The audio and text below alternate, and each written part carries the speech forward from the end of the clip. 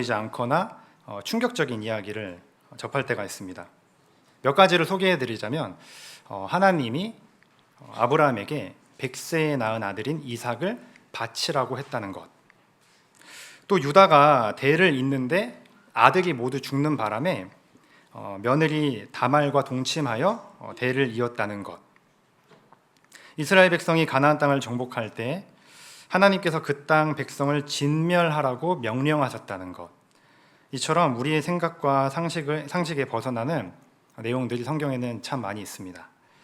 오늘 본문 말씀은 우리가 잘 알고 있는 말씀입니다.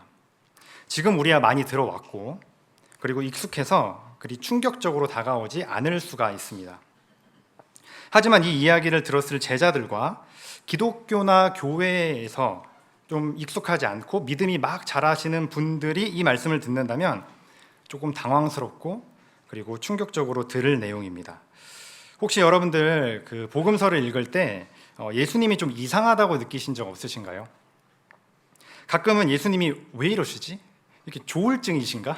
이랬다가 저랬다가 하시는, 의아할 때가 이렇게 있습니다. 이해하기 힘든 말씀이나 아니면 받아들이기 힘든 행동을 꽤 하시기 때문인데요. 본문 직전의 사건은 베드로의 그 유명한 고백이 나옵니다. 주는 그리스도시요 살아계신 하나님의 아들이시니이다. 아멘. 그래서 이제 예수님께서 베드로를 칭찬하시는 듯 했습니다. 바요나 시모나, 내가 복이 있도다. 이를 너에게 알게 한 이는 하늘에 계신 하나님이다. 그런데 직후에 예수님께서 자신의 죽음과 부활에 대해서 말씀하시자 이제 베드로가 이렇게 예수님을 붙들고 항변하죠. 주님 그리 마옵소서. 어떻게 그 일이 주님께 일어나겠습니까? 라고 말이죠. 그러자 예수님께서 사탄이라며 너가 내 일을 지금 방해한다고, 뒤로 물러나라고 그렇게 심하게 질책하십니다. 언뜻 보면 예수님은 정말 이상한 사람처럼 보입니다. 그런데 더 받아들이기 힘든 내용이 바로 이 직후에 나옵니다. 오늘 본문 말씀인데요, 제가 한번 읽어드리겠습니다. 누구든지 나를 따라오려거든 자기를 부인하고 자기 십자가를 지고 나를 따를 것이니라. 아멘. 여기 제자들이 있습니다. 모두 예수님을 따르는 자들입니다. 그런데 예수님을 따르려면 각자 자기 십자가를 지고 따라야 한다고 말씀하십니다. 여러분, 십자가가 어떤 것입니까? 형벌기구입니다. 아주 극악무도한 죄인을 잔인하게 죽이기 위한 그런 형벌도구입니다. 그런데 이것을 지고 따르라니요. 이게 무슨 말씀일까요? 그리고 우리와 같은 현대 그리스도인들은 이런 말씀을 도대체 어떻게 조금 받아들여야겠습니까? 저는 오늘 성도 여러분들과 함께 자기 십자가의 의미 두 가지와 함께 어떻게 하면 십자가를 질 수 있는지를 살펴보고 마치려고 합니다. 먼저 십자가는 자기 희생입니다. 자기 십자가에 담긴 의미 첫 번째는 자기 희생입니다. 예수님께서는 십자가를 통해 우리를 위해 자기 자신을 희생하셨죠. 보라, 세상 죄를 지고 가는 하나님의 어린 양이로다. 그는 우리 죄를 위한 화목 제물이니 오직 자기의 피로 영원한 속죄를 이루사 단번에 성소에 들어가셨느니라. 아멘. 예수님은 하나님의 어린 양으로서 우리 죄를 위한 화목 제물이 되셨습니다. 이 제사는 동물 제사와 다르게 단번에 영원한 속죄를 이루었습니다. 이처럼 우리는 성경 곳곳에서 예수님의 십자가는 우리를 위한 예수님의 자기 희생임을 알 수 있습니다. 제가 이제 하우학교에서 중등 예배를 드리는데 이제 봄과 여름 학기 동안에 창세기 요셉 스토리를 따라서 쭉 이렇게 설교를 했었습니다. 거의 막바지에 다다랐는데요. 사실 이제 오늘 끝났습니다. 오늘 끝났는데 우리 성도분들과 함께 요셉 이야기에 대해서 잘 아시죠? 잘 아시리라 믿고 잠깐 나눠보겠습니다. 요셉이 이집트의 총리, 파라오의 두 번째가 되는 2인자가 된 후의 일입니다. 정말 요셉의 꿈의 해석처럼 7년 동안 이집트 전역에 엄청난 풍년이 있었습니다. 그리고 바로 그 직후에 7년 동안 아주 극심한 흉년이 들었습니다. 이 흉년이 얼마나 극심했는지 야곱의 가족이 있었던 메소포타미아 지역, 그 가나안 지역까지 미치게 되었습니다.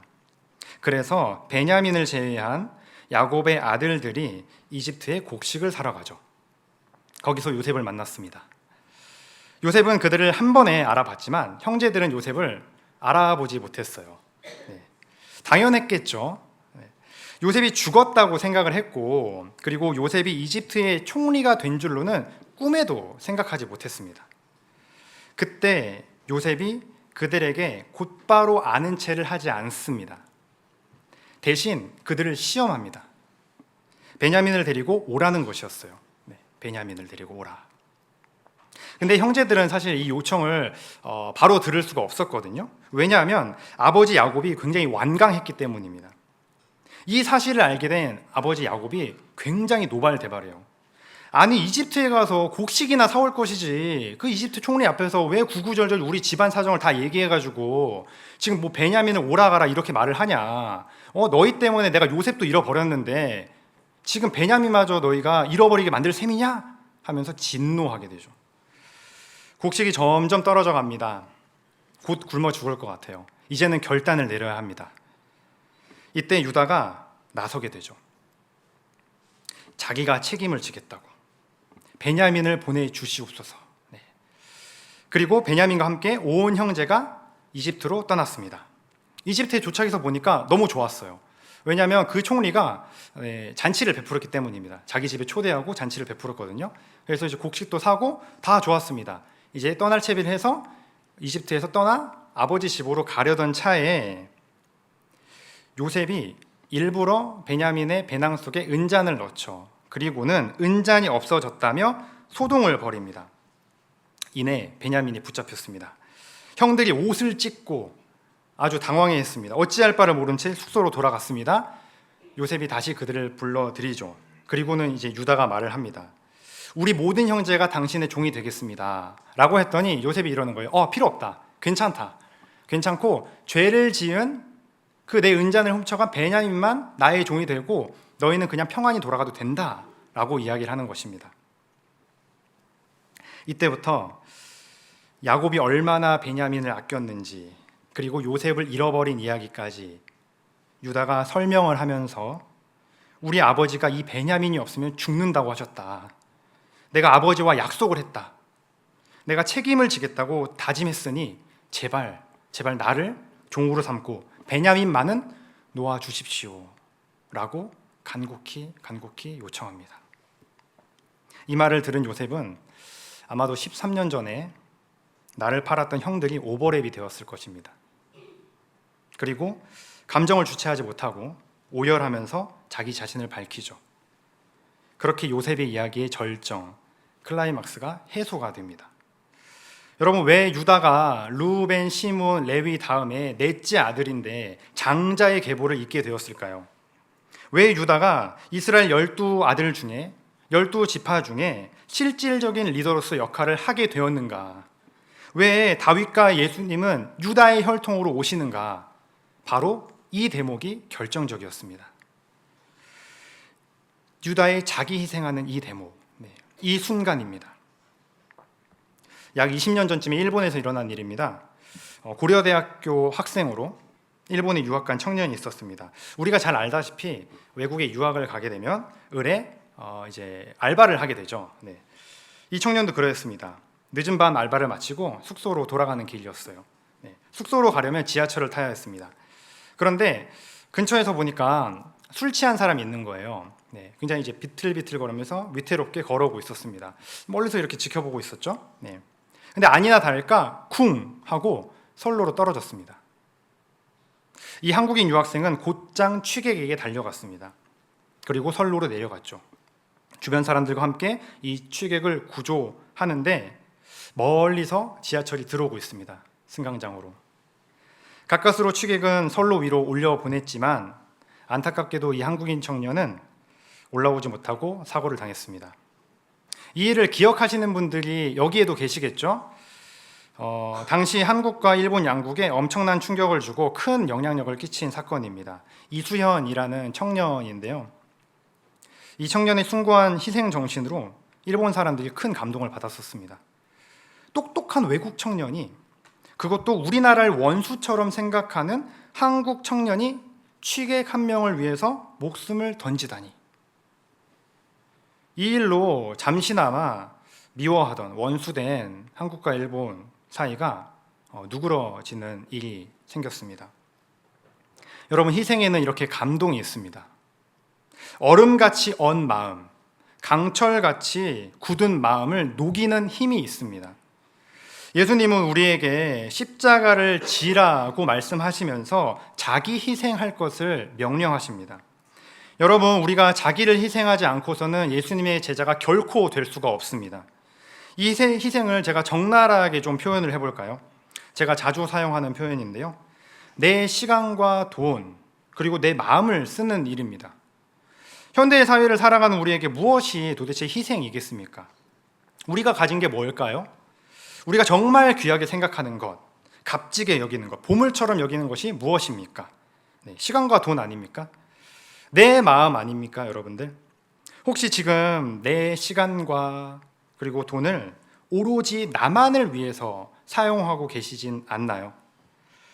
나는 다른 사람에게, 내가 속한 공동체에 별로 관심이 없지는 않습니까? 예수님께서 영생을 얻기 위해 무엇을 하면 되냐고 물어왔던 부자 청년, 너의 소유를 팔아 가난한 자를 돕고 나를 따르라던 그 말씀에 고민을 하다가 떠난 부자 청년을 우리는 기억해야 할 것입니다. 다음으로는 십자가, 다음으로 이제 두 번째로 살펴볼 건데요. 십자가는 어떤 의미가 있는가? 자기 부인을 의미합니다. 자기 부인.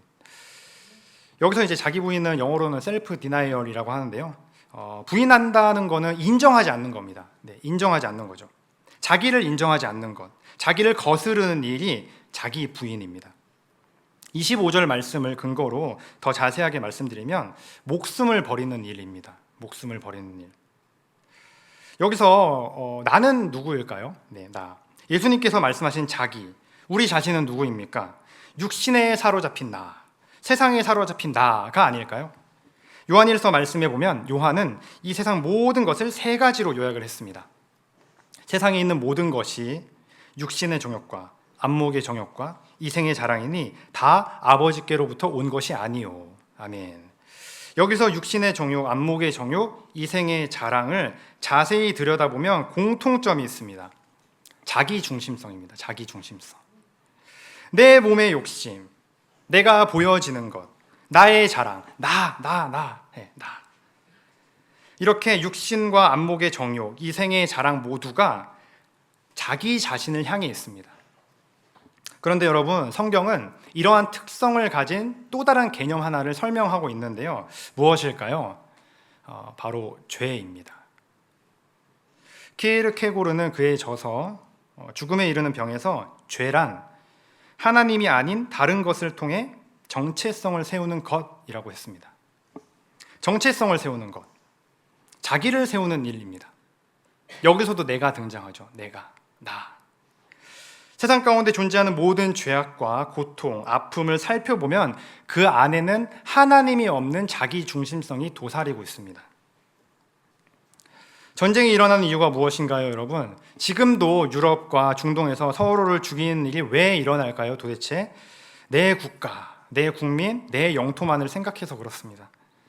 이렇게 거시적인 것 말고도 나 개인, 나를 바라만 봐도 가까운 곳에서 나를 보더라도, 주변만 보더라도 너무 똑같습니다. 마찬가지입니다. 우리 안에 있는 시기와 질투, 분노, 음란, 거짓, 도둑질, 비교하고 판단하며 정죄하는 것, 다른 사람을 해하는 것 등등등 모두 다 자기 중심성을 근거로, 기반으로 하고 있습니다. 오늘은 7월 첫 번째 금요 예배죠. 어제부터 청년부가 수련회를 하고 있습니다. 7월과 8월 동안에 우리 교회는 많은 사역을 계획하고 있습니다. 저희 중등부에서는 수련회와 함께 제주도로 전도 여행을 떠나려고 하거든요. 근데 오늘 본문은 사실 전도 여행의 주제 말씀입니다. 이 전도 여행이 기획된 배경이 있는데요. 그것을 조금 나눠보려고 합니다. 제가 이제 하늘빛 우리 교회에 부임하고 이제 반년이 조금 지났는데 저희 학생들을 바라보면 이제 무슨 마음이 들었냐면요. 참 풍족하다. 육적으로나 영적으로나 하나도 부족한 것이 없다. 제가 이제 제 지인들하고 저희 부서에 대한 이야기를 나눈 적이 있어요. 중등부 아이들이고요. 너무 귀합니다. 네. 애들이 참 정말 대단한 게 학원도 많고 해야 될 것도 많은데 토요일마다 찬양팀 연습으로 교회로 모인다. 예배 때 직접 찬양 인도를 한다. 이 이야기를 하면 다들 깜짝 놀랍니다. 아직도 교육 부서가 있냐고. 부서 안에 자체 찬양팀이 있냐고. 자발적으로 모이는 학생들이 있냐면서 되묻습니다. 네. 그러면서 대단하다고 칭찬을 많이 해요. 네. 정말 제가 봐도 너무 대단하거든요. 근데 저희 애들은 제가 이렇게 약간 눌러줍니다. 교만할까봐. 네. 중학생이라 교만해지거든요. 그래서 한 번씩 눌러주고 별로 대단한 거 아니야. 너희들 선배들 훨씬 더 많은 것들 했어. 괜찮아. 이렇게 눌러줍니다. 네. 여러분 이렇게 우리는 대부분 믿음의 가정에서 커왔습니다. 네. 커왔어요. 가정 환경도 그렇게 크게 부족함이 없습니다. 잘 먹고 잘 자라왔어요. 네. 보니까 공부도 되게 잘하더라고요. 네. 뭐 하나 두 개 틀리는 거 가지고 뭐 망했어 뭐 이러는 거예요. 그래서 망했다고? 뭐가 망한 거지? 네. 네. 막 인스타에 이제 릴스 같은 그 스토리에 올라오는 거 보면 막 점수를 이렇게 올려요. 100점, 100점, 뭐 95점 뭐 이렇게 올려요. 네. 교회에서도 네, 마찬가지입니다. 어려서부터 여러 가지 훈련을 많이 했어요. 네. 뭐 제자 훈련, 어화나 온갖 것 많이 하면서 네, 그렇게 자라왔습니다. 제가 이 학생들을 보면서 이제 이런 생각을 하게 된 거예요. 이 애들은 지금 자기가 얼마나 좋은 환경에 놓여 있는지를 알까?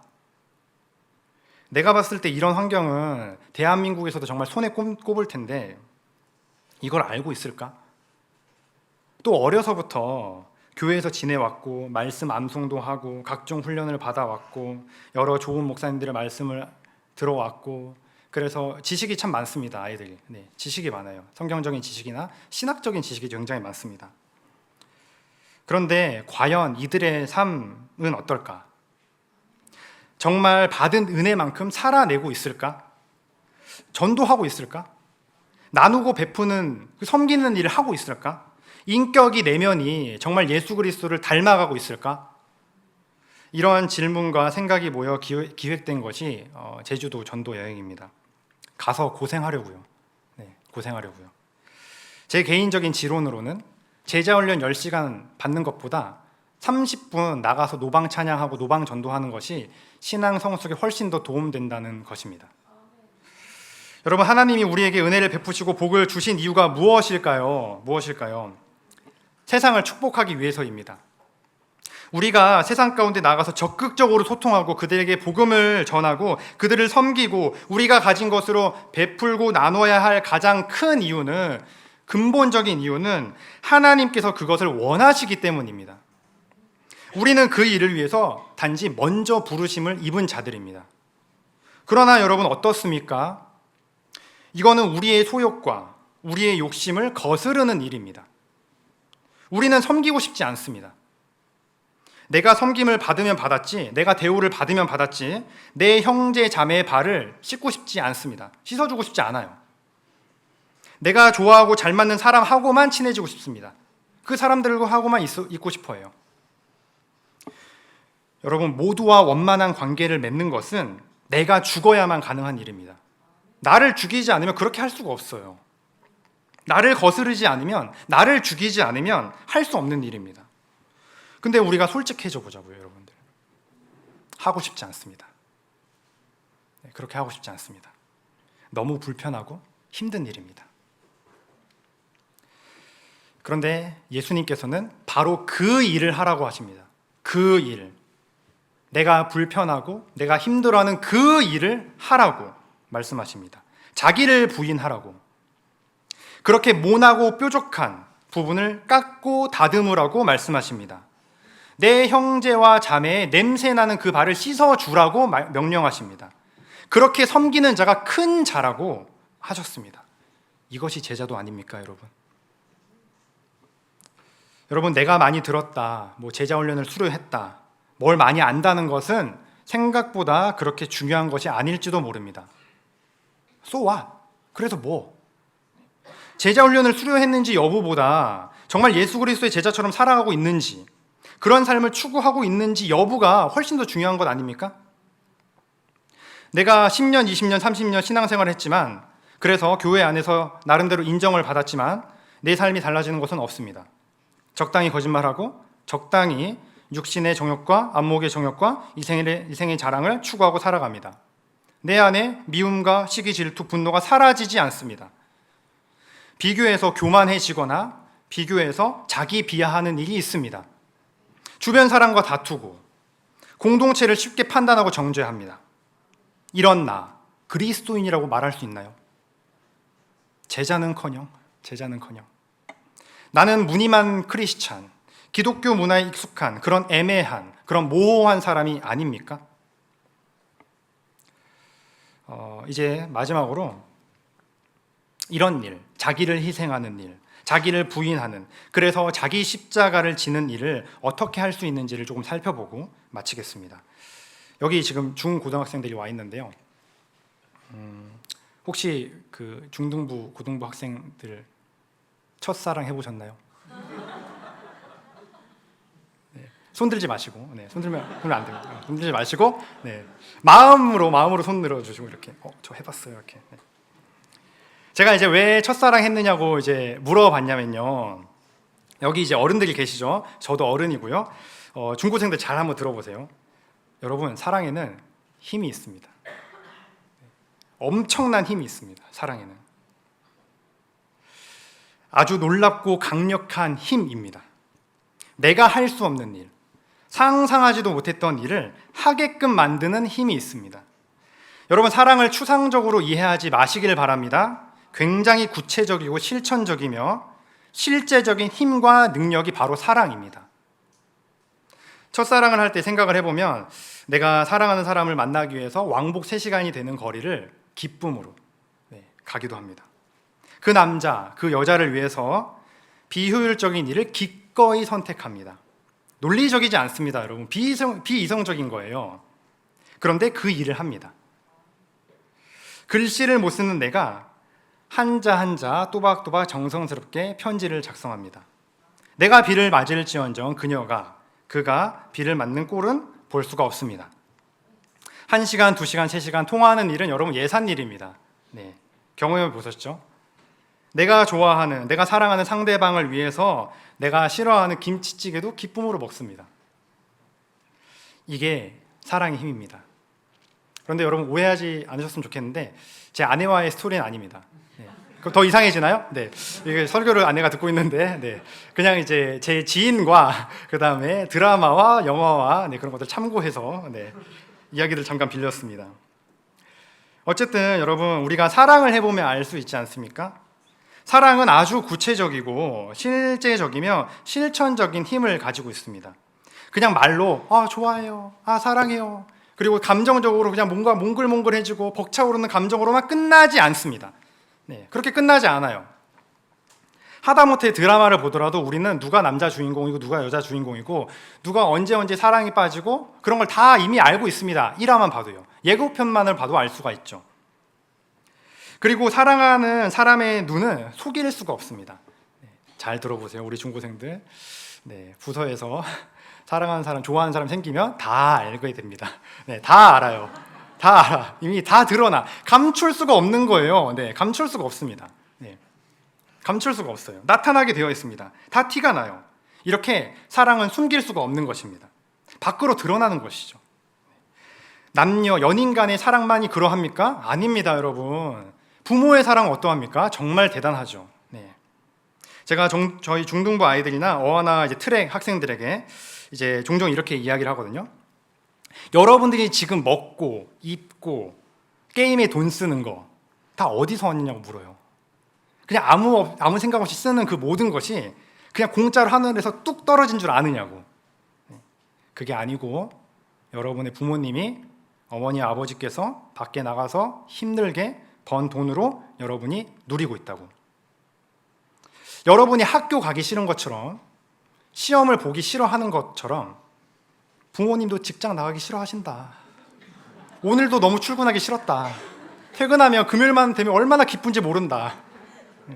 이야기를 해줍니다. 돈 버는 일 너무 힘들다. 너무 힘들다. 하기 싫은데 그걸 한다. 왜? 도대체 왜 하냐고. 너희를 사랑해서, 너희 때문에. 너희가 너무 소중하고 특별하니까, 너희가 내 자식이니까 너희가 하고 싶은 일을 마음껏 할 수 있도록 밖에 나가서 부모님께서 그렇게 힘들게 애써서 돈을 버는 것이다. 온갖 힘들고 어려운 것을 참고 견디는 것이다. 여러분, 사랑하면 십자가를 질 수 있습니다. 하나님을 사랑하면 자기를 부인할 수가 있습니다. 내 육신의 소욕을 거스를 수가 있어요. 죄악된 나를 죽일 수가 있습니다. 하나님의 사랑은 그 정도의 강력한 힘이 있습니다. 영혼을 사랑하면 나 자신을 희생할 수가 있습니다. 나 자신을 내어줄 수가 있는 것입니다. 사랑하면 모든 것이 가능합니다. 그런데 반대로 사랑하지 않으면 내 생각과 마음이 자기 중심적으로 흘러갑니다. 사랑하지 않으면 인색합니다, 여러분. 사랑하지 않는데 어떻게 돈을 씁니까? 어떻게 시간을 씁니까? 어떻게 그 사람을 위해서 마음을 쓰게 될까요? 그럴 수 없는 것입니다. 제가 부탁드리고 싶은 것이 하나 있는데요. 교회 안에서 다른 사람의 허물과 연약함을 보시면 제발 사랑의 마음을 가지고 권면해 주시길 바랍니다. 사랑이 없으면 그 영혼이 다칩니다. 공동체가 깨집니다. 사랑이 없으면 굳이 하지 않으셔도 됩니다. 그게 아무리 오라도 입을 열지 않으시는 것이 훨씬 더 지혜롭습니다. 사랑의 유무가 거의 모든 것입니다. 내 형제와 자매를 향한, 공동체를 향한 사랑의 마음이 없으면 함부로 판단하고 함부로 비판해서는 안 됩니다. 이제 설교를 좀 정리하겠습니다. 성도 여러분, 그러니까 우리가 사랑합시다. 우리가 하나님을 정말 사랑하고 하나님께서 우리에게 맡기시고 우리에게 보게 하신 그 영혼들을 정말로 사랑합시다. 여러분, 하나님을 처음 만났을 때, 은혜를 처음 경험하셨을 때 그때를 떠올려 보세요. 그때를. 그 순간을 한번 생각해 보시기를 바랍니다. 정말 뛸 듯이 기쁘지 않으셨습니까? 무슨 일이든 할 수 있을 것만 같았고 지금 죽어도 여한이 없다고 느끼지 않으셨나요? 그 사랑이면 우리가 우리 각자의 십자가를 넉넉히 질 수 있고 또한 기쁨으로 능히 질 줄 믿습니다. 또 내가 교사로서 그리고 내 목장에서 하나님께서 나에게 맡기신 영혼들, 내 눈길을 닿는 그 영혼들 생각해 봅시다. 우리 각자가 이 자리까지 올 수 있었으면, 여러분들이 지금 우리가 함께 이렇게 편하게 예배 드릴 수 있었으면, 주의 전에 모일 수 있었으면 수많은 믿음의 선배들의 사랑이 있었기 때문입니다. 우리가 그 사랑을 먹고 자랐습니다, 여러분. 그러니 우리도 그 사랑을 전해 주어야 하겠습니다. 초대교회 교부인 터툴리아는 교회는 순교자들의 피를 먹고 자란다고 말을 했습니다. 여러분, 사람은 정말 영적인 동물입니다. 저 사람이 지금 나를 사랑으로 대하는지 아닌지 단번에 알아차립니다. 오직 사랑만이 그 사람을 변화시키고 성장시킵니다. 그들이 사랑을 깨닫기 전까지 우리가 포기하지 말고 끝까지 사랑해야겠습니다. 우리 예수 그리스도께서 우리에게 그러하셨던 것처럼 말입니다. 이제 말씀을 기억하시면서 함께 찬양하길 원합니다.